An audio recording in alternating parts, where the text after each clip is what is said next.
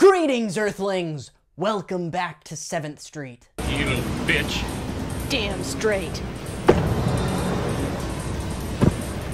Boy, do I sure miss the old days of the Sci-Fi Channel. That figures.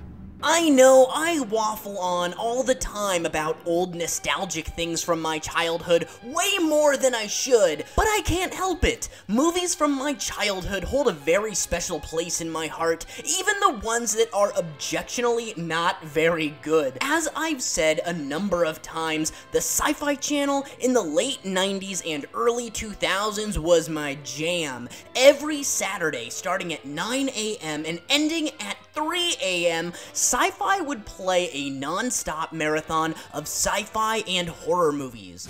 On the Sci-Fi Channel begins Monday, April 1st at 9, 6 Pacific. Welcome to the Edge. There was usually some sort of theme that revolved around the main premiere that would happen at 9 p.m. If the 9 p.m. movie was a shark movie, generally the entire marathon revolved around water monsters.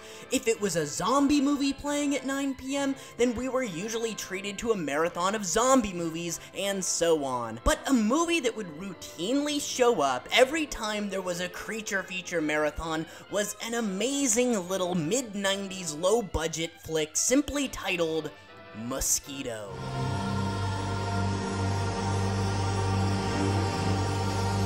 I actually saw Mosquito really early on, like in the mid to late 90s, and I just absolutely fell in love with it as a child. It seemed to be one of Sci-Fi Channel's regular go-to movies that they'd use to fill out a marathon roster, and no matter how many times I had seen it, I always watched it from beginning to end. It's just one of those goofy monster movies that never gets old. It's consistently entertaining time and time again.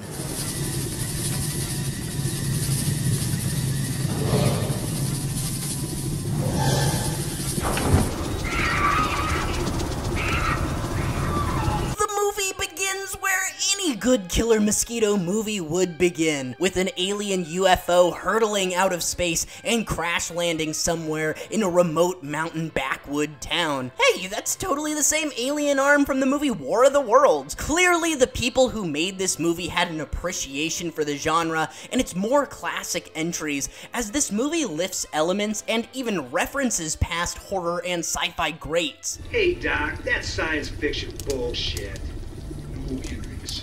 You are living in science fact. We then cut to our main characters, kind of. Megan, who's traveling to her new job as a park ranger, and Ray, her meathead boyfriend, whom I'm guessing is intended to be kind of our wisecracking hero tough guy, but he really just comes off as a dopey, aggressive meathead jerk. Oh, you feeling tough, man? Come on, let's go. Ray. Oh, don't worry, Meg. This guy ain't nothing to me. You think I'm gonna trust you alone in the woods with my girlfriend, you can forget it. We can't just run out of here like a chicken with its head cut off. Oh, you calling a chicken? Hey, wait a minute, you guys. While driving through the forest, Megan and Ray accidentally hit a giant mosquito puppet that freaking explodes on impact. Megan instantly identifies the dead creature as a mosquito, but they decide to ditch the huge insect in some bushes and then carry on to their hotel, where they meet one of our other main characters, Parks, a meteorite chaser who's in the area for what he thinks is a fallen star, but the audience already knows is a crashed alien spaceship. I don't mind that you turned it on, it's just that it's picking up something close by. Maybe it's that meteor you're looking for. Well, these readings seem a little strange. I haven't seen them before. Could it be there's some sort of electrical interference out here making it malfunction? In that very next scene, we're introduced to our next sort of main character. Holy shit, Ron Ashton, the lead guitarist from the Stooges. Ron Ashton plays Hendrix, a half-wit park ranger who spends his days ogling uncomfortable-looking extras wearing bikinis. Jump, baby, jump. Oh, yeah.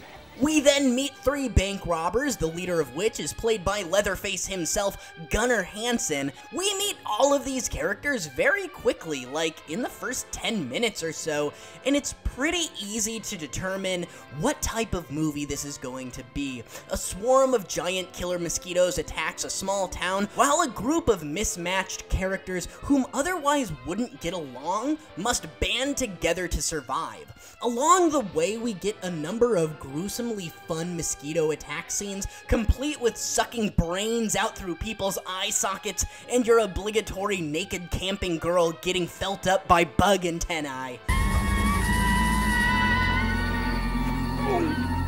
You know, this movie is charming, and it doesn't just come from the giant rubbery mosquito puppets or the ham-fisted sci-fi plot. A lot of the fun of this movie also comes from its acting, or lack thereof. I mean, aside from Gunnar Hansen and maybe Steve Dixon, everybody else is terrible. Everyone's line delivery is almost Troll 2-esque, and especially all of these smaller characters that just have like 1 or 2 scenes, they're just unbelievably hilarious. Hey, you jerk, you wanna watch it with that thing? But you know whose acting is especially hilarious in this movie?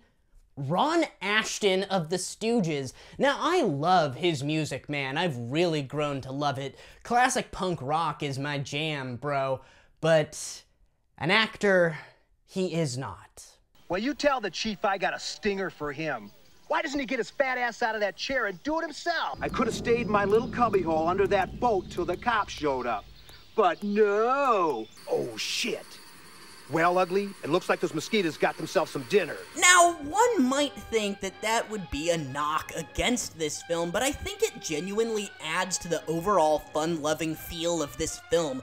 When it comes to Mosquito, you can either accept it as cheesy camp and love it, or you can take it seriously and absolutely hate it. The second half of this movie is where things really get good. Our characters all meet up during a giant mosquito attack and try to outrun them in this old camper, but the mosquitoes are just too much and cause them to crash at a high speed.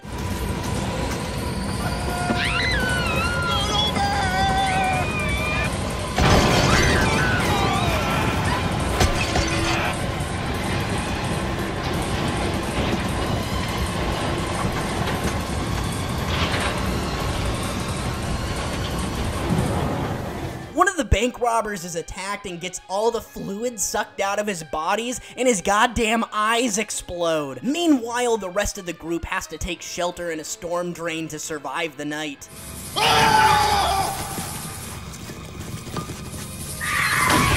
Surviving the night into the next day, our group finds themselves at an old dilapidated house in the middle of the woods. As it would turn out, the monstrous insects are actually using the basement of this home as their breeding ground, which would explain the huge spikes in radiation on Parks' Geiger counter. Damn thing must be broken.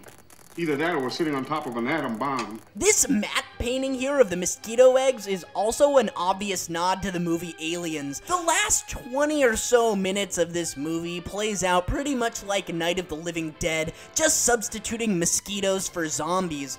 Our heroes board up the house and try to devise a plan to survive the night. There is this great moment toward the end of the film where Gunnar Hansen finds a chainsaw, and he has this beautiful little line. Found this in the work shed. Thought it might come in handy. Man, I haven't handled one of these babies in 20 years. Realizing there's no chance of survival if they stay in that house overnight, the group decides to disconnect the gas lines in an attempt to blow up the home, using the Geiger counter as a makeshift bomb. Unfortunately, only Megan and Ray actually make it out of the house to the roof, as Ron Ashton falls to his death and Gunnar Hansen has a chainsaw showdown with the mosquitoes in the basement. The clock hits 0, and then...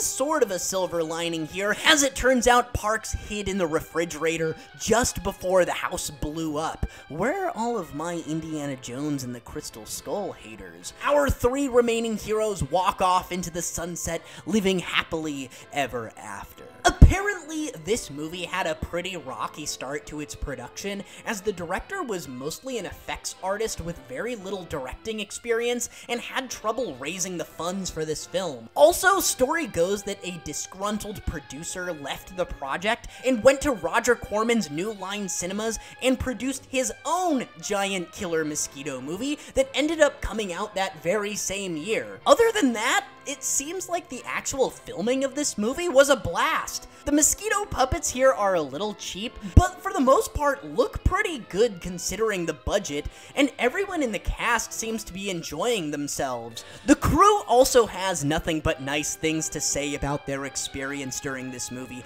especially working with Gunnar Hansen, who used to show up to set early and would sometimes bring those on the crew McDonald's for breakfast, paying for it out of his own pocket.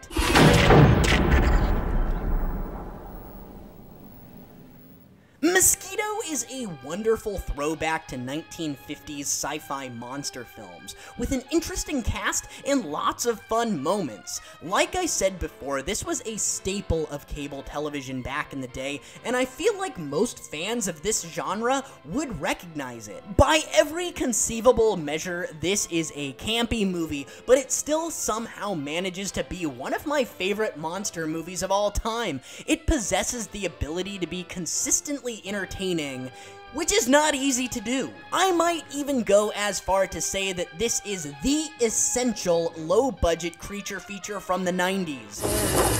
Whoa, get me! Someone get me! Come on, you bastard!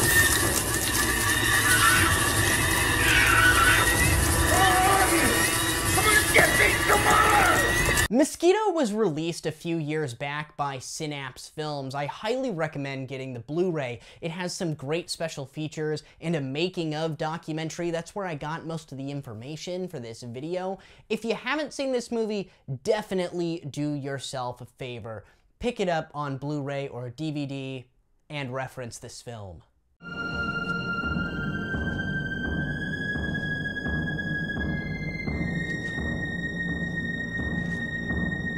What in God's name happened here?